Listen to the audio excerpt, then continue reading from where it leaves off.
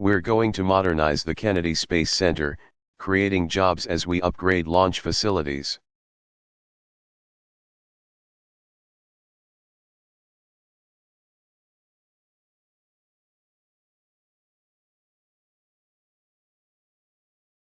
And there's potential for even more jobs as companies in Florida and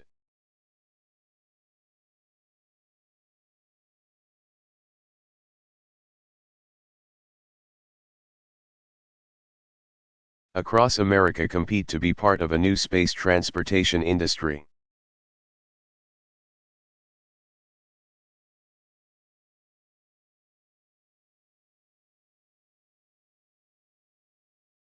And some of those industry leaders are here today.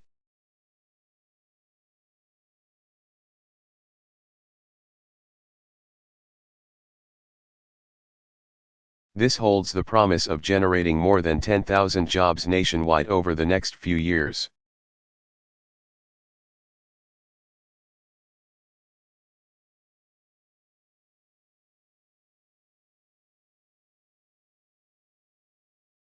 And many of these jobs will be created right here in Florida.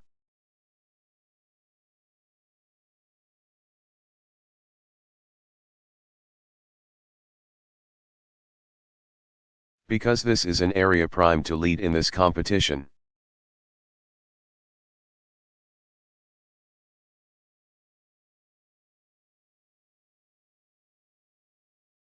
Now, it's true there are Floridians who will see their work on the shuttle end as the program winds down.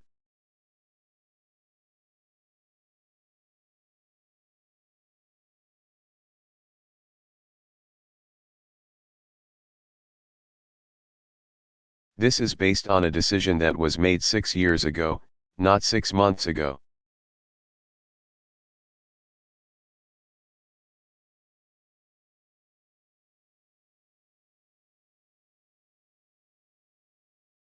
But that doesn't make it any less painful for families and communities affected as this decision becomes reality.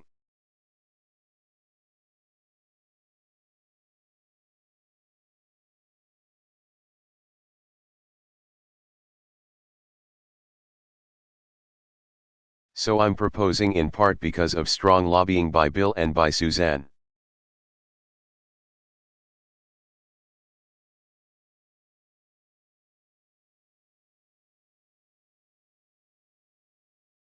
As well as Charlie, I'm proposing a $40 million initiative led by a high-level team from the White House.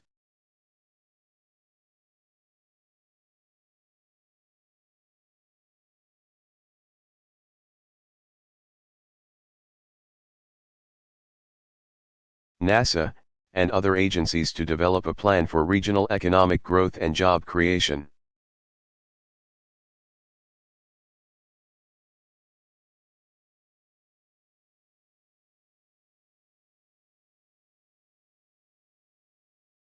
And I expect this plan to reach my desk by August 15th.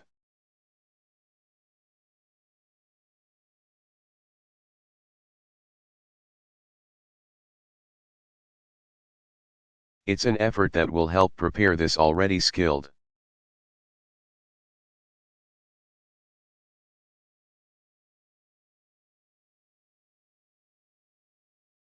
Workforce for new opportunities in the space industry and beyond.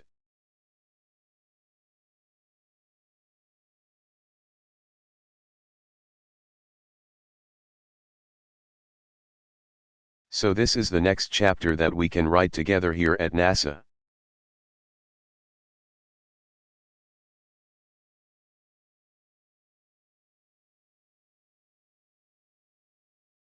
We will partner with industry. We will invest in cutting-edge research and technology.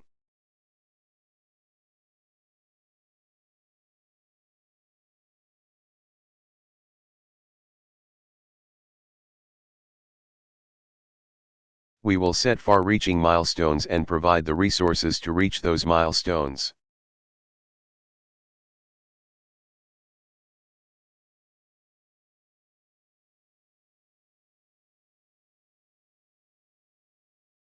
And step by step, we will push the boundaries not only of where we can go but what we can do.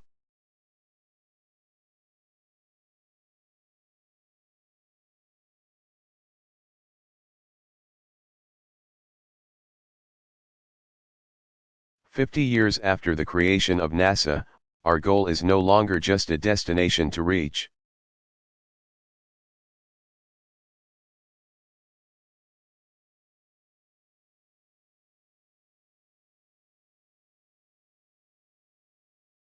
Our goal is the capacity for people to work and learn and operate and live safely beyond the Earth for extended periods of time.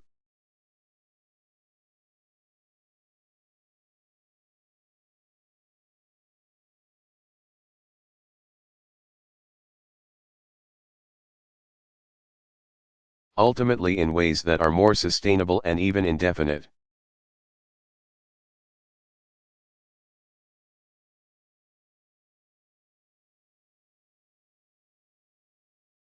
And in fulfilling this task, we will not only extend humanity's reach,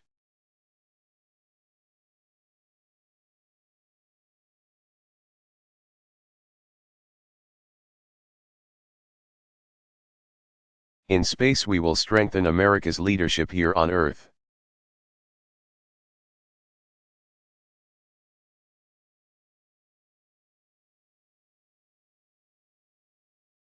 Now, I'll close by saying this.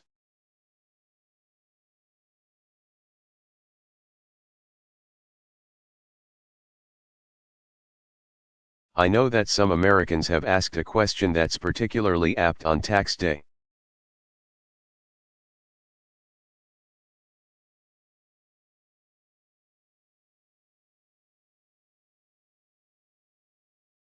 Why spend money on NASA at all?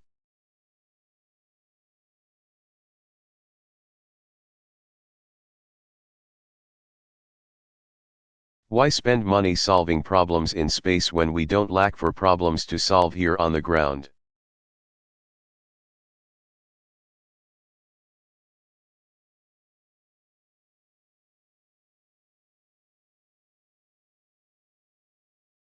And obviously our country is still reeling from the worst economic turmoil we've known in generations.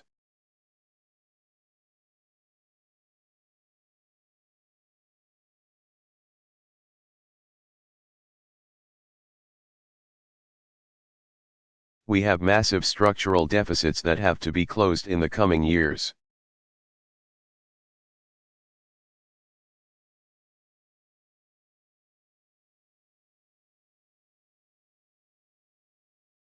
But you and I know this is a false choice.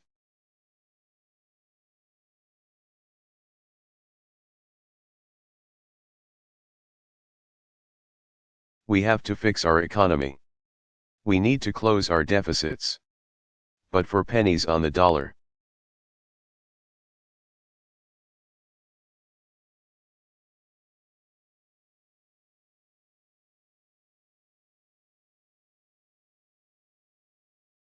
The space program has fueled jobs and entire industries.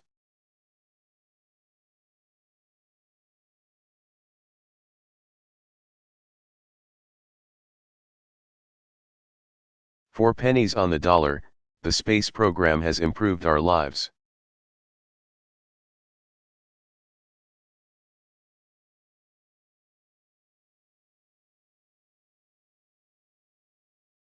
Advanced our society, strengthened our economy, and inspired generations of Americans.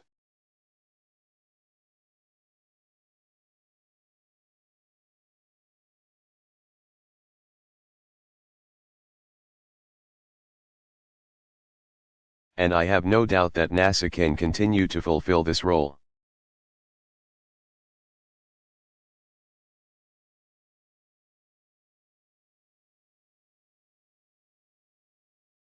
But that is why I want to say clearly to those of you who work for NASA.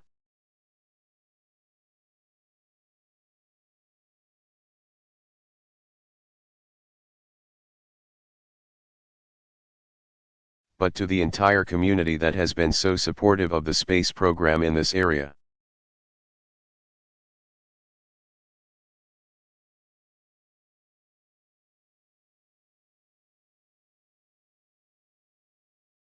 That is exactly why it's so essential that we pursue a new course and that we revitalize NASA.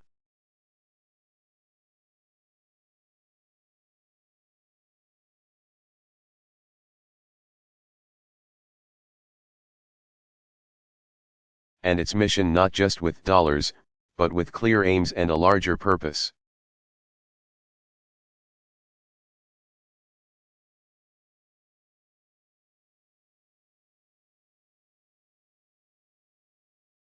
Now, little more than 40 years ago, astronauts descended the 9-rung ladder of the lunar module called Eagle.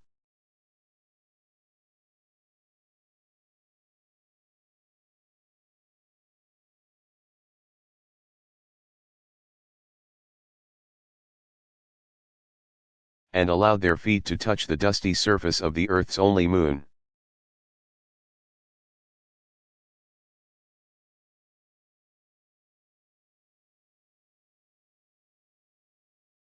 This was the culmination of a daring and perilous gambit of an endeavor that pushed the boundaries of our knowledge.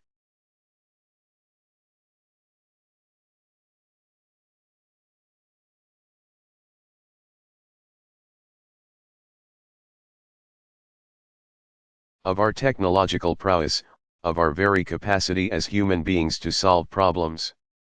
It wasn't.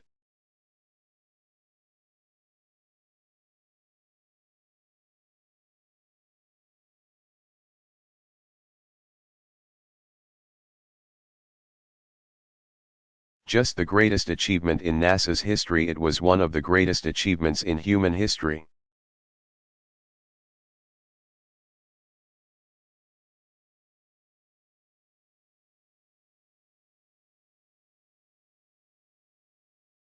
And the question for us now is whether that was the beginning of something or the end of something.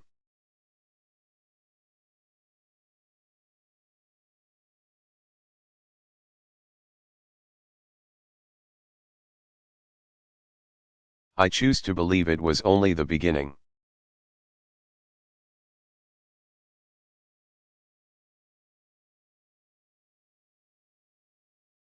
So thank you.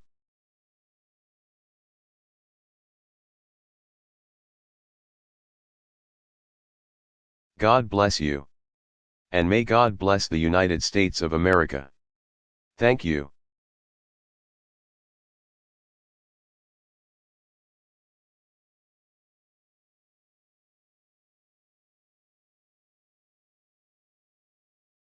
Barack Obama.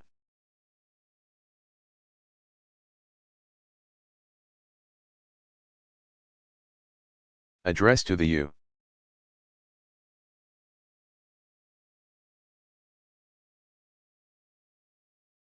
U.S. Chamber of Congress.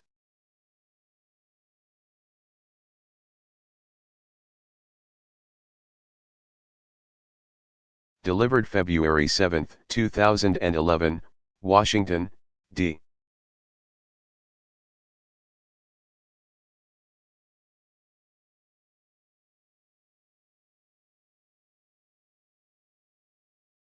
C.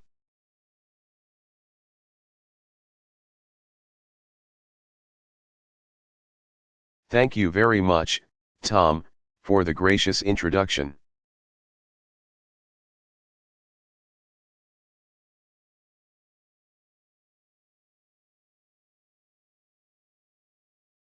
I want to make a few other acknowledgements.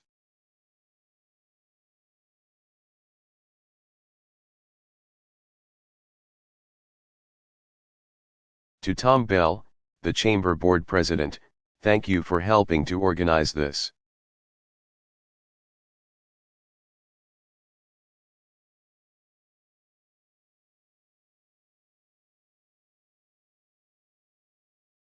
There are some members of my administration I want to make sure are introduced.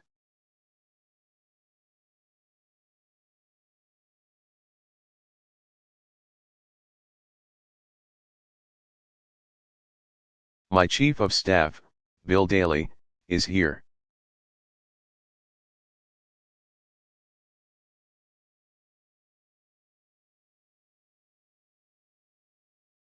Senior Advisor Valerie Jarrett.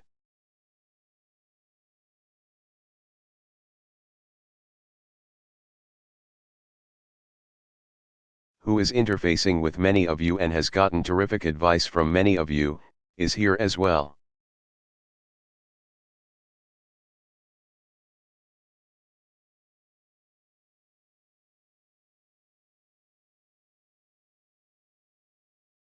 Secretary Ray LaHood, our Transportation Secretary.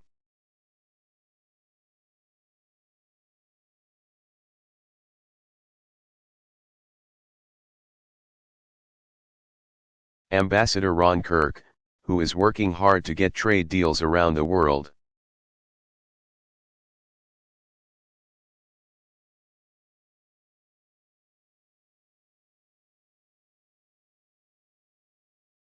Our Small Business Administration Administrator Karen Mills.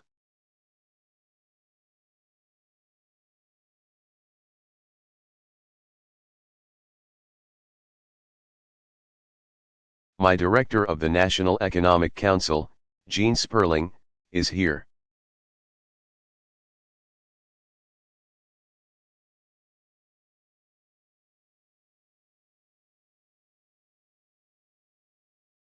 And I also want to make mention, Fred Hochberg, our Export-Import Bank Chairman.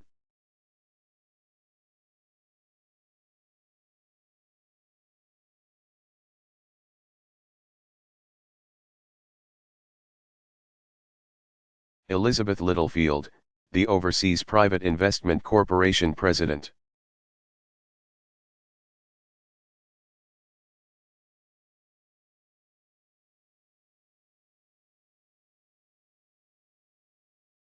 And I also want to acknowledge a good friend, Paul Volcker.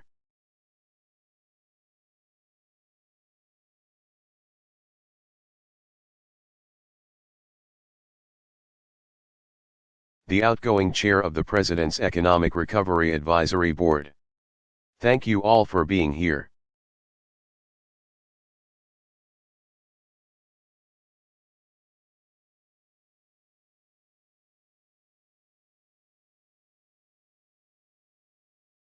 Now, Tom, it is good to be here today at the Chamber of Commerce.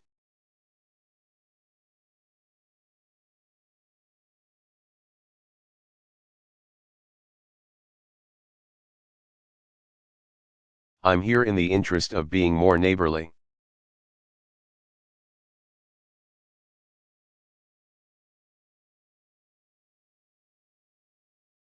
I strolled over from across the street, and look, maybe if we had brought over a fruitcake when I first moved in.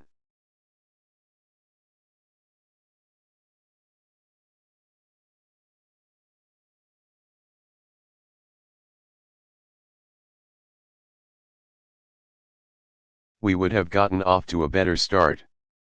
But I'm going to make up for it.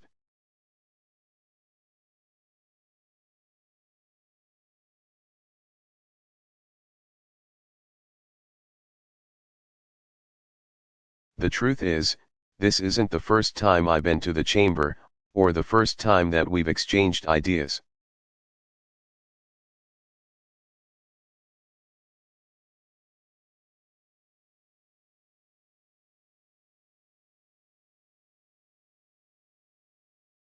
Over the last 2 years, I've sought advice from many of you as we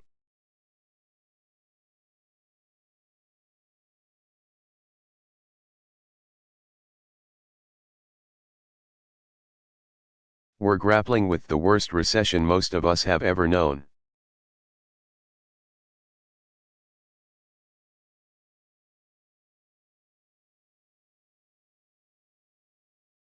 It's a recession that led to some very difficult decisions.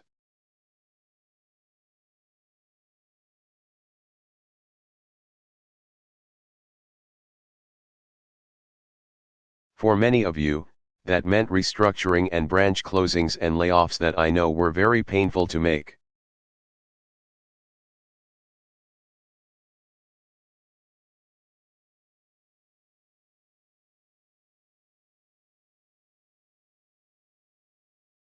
For my administration, it meant a series of emergency measures that I would not have undertaken under normal circumstances.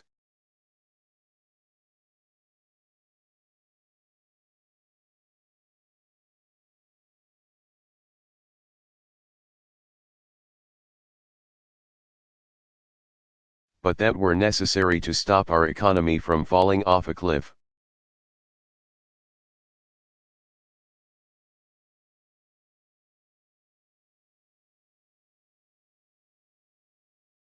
Now, on some issues, like the Recovery Act, we've found common cause.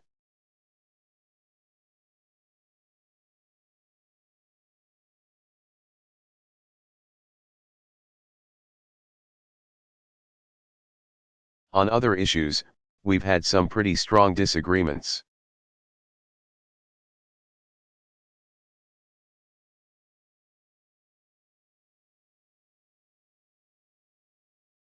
But I'm here today because I am convinced.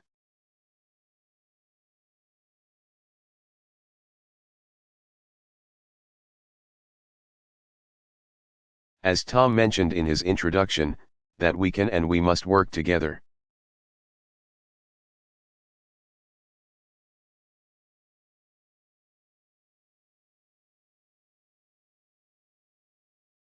Whatever differences we may have, I know that all of us share a deep, abiding belief in this country.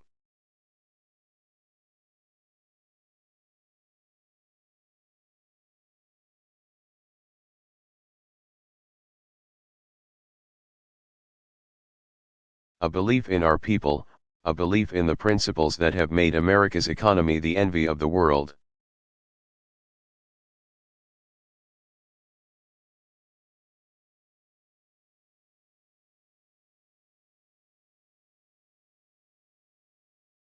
America's success didn't happen overnight, and it didn't happen by accident.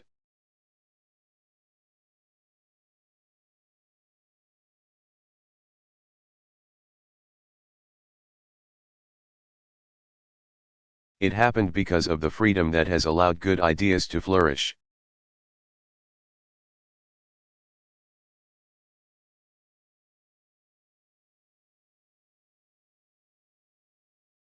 That has allowed capitalism to thrive. It happened because of the conviction that in this country hard work should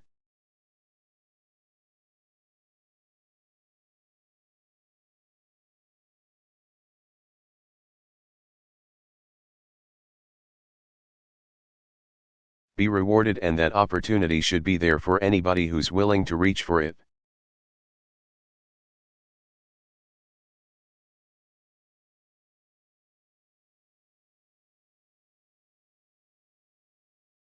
And because it happened at every juncture in our history, not just once.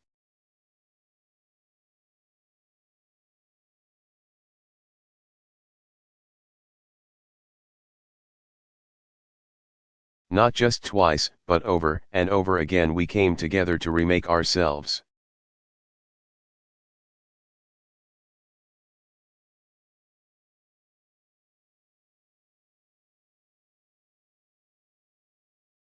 We came together as one nation and did what was necessary to win the future.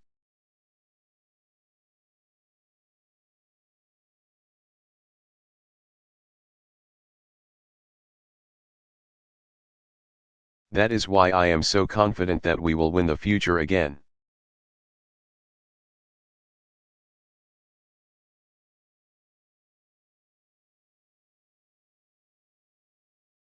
That's the challenge that we face today.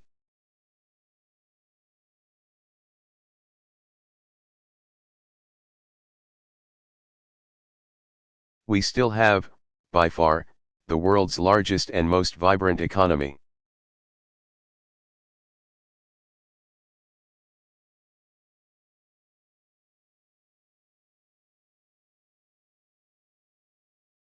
We have the most productive workers, the finest universities and the freest markets.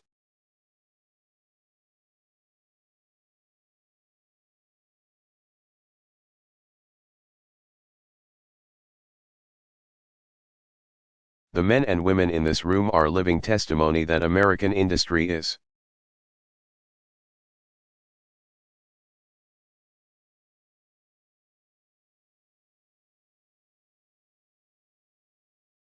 still the source of the most dynamic companies, and the most ingenious entrepreneurs.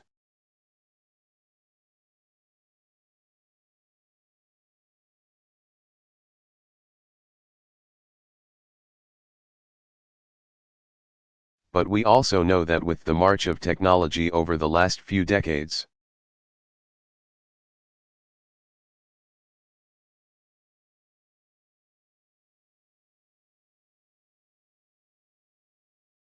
The competition for jobs and businesses has grown fierce.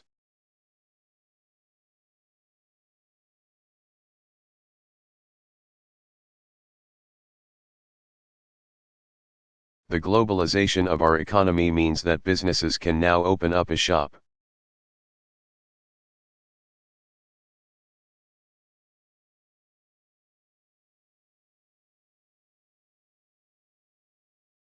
Employ workers and produce their goods wherever an internet connection exists.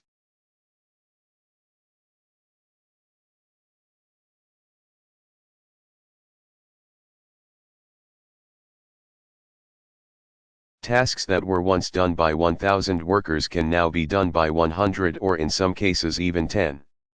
And the truth is,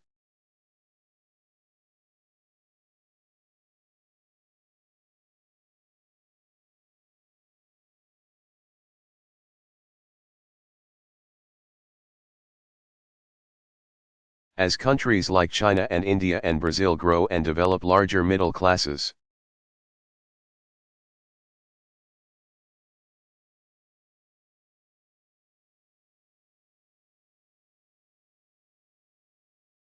it's profitable for global companies to aggressively pursue these markets and, at times, to set up facilities in these countries.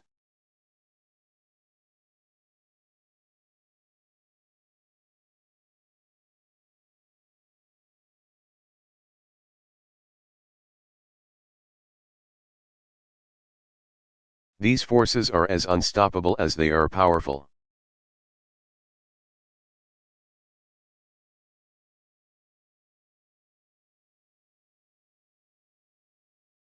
But combined with a brutal and devastating recession,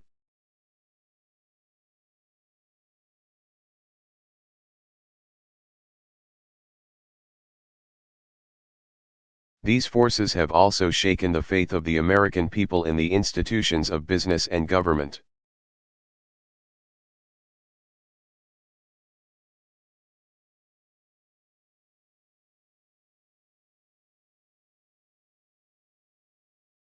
They see a widening chasm of wealth and opportunity in this country.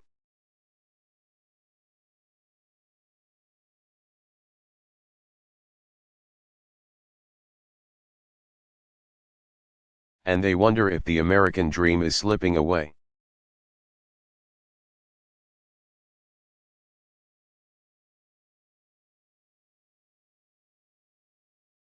They wonder if the middle class, rather than expanding as it has through our lifetimes,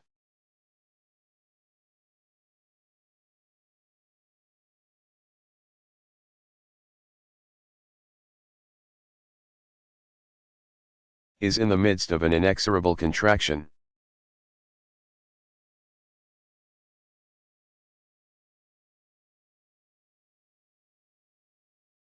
And we can't ignore these concerns. We have to renew people's faith in the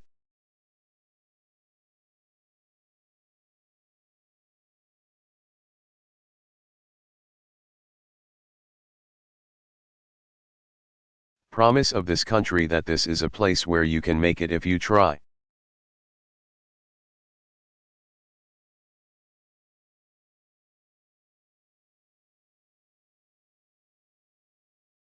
And we have to do this together, business and government, workers and CEOs, Democrats and Republicans.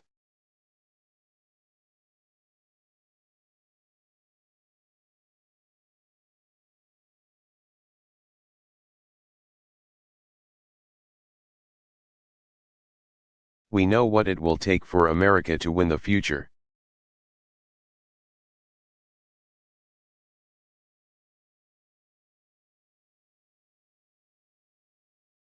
We need to out-innovate, we need to out-educate, we need to outbuild our competitors.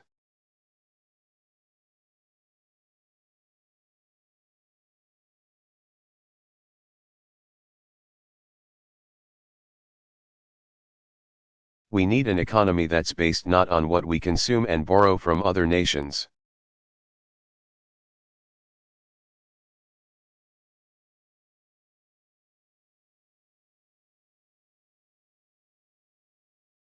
But what we make and what we sell around the world.